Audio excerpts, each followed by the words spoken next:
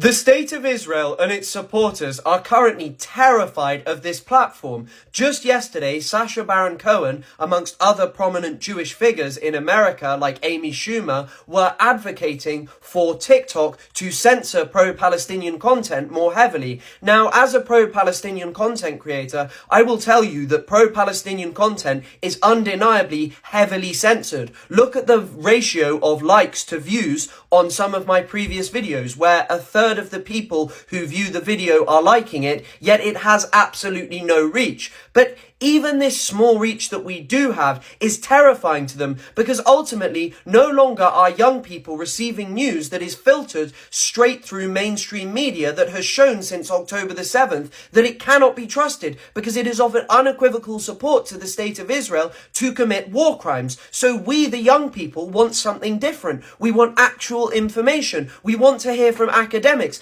I don't want to hear from people like Piers Morgan, from Douglas Murray any longer, because they are bigots, and we, in order to change the world, must change the media that we consume and realize that we should be more conscious of things that are happening in the world, and we shouldn't just accept mainstream media's opinions on everything. When I first uploaded a video on TikTok 9 months ago, I had absolutely no idea that within a year I would have more than 170,000 followers, and for this I am eternally grateful. But I am also so proud and vindicated that ultimately people want to hear from educated people. They don't want to hear nonsense. They don't want to hear racism, and they don't want to hear Zionist propaganda any longer, because it's ridiculous. Just pick up any book about Palestine that isn't written by a Zionist propagandist, and what you will realize is that, Jesus Christ, for so many years now, the Palestinian people have been subjugated by the State of Israel, while the entire world has just turned a blind eye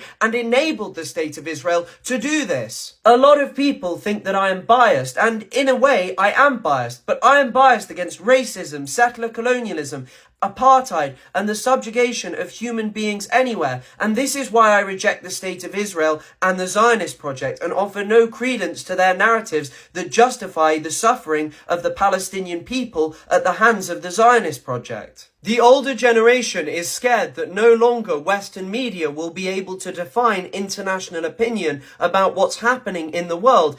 And Frantz Fanon wrote about this in The Wretched of the Earth. He discussed that even the most liberal of reporters who were writing about what was happening in Algeria never ceased to use ambiguous terms about the native struggle against the brutal French occupation of Algeria. And the reporters always replied, "Oh, well, we're just being objective."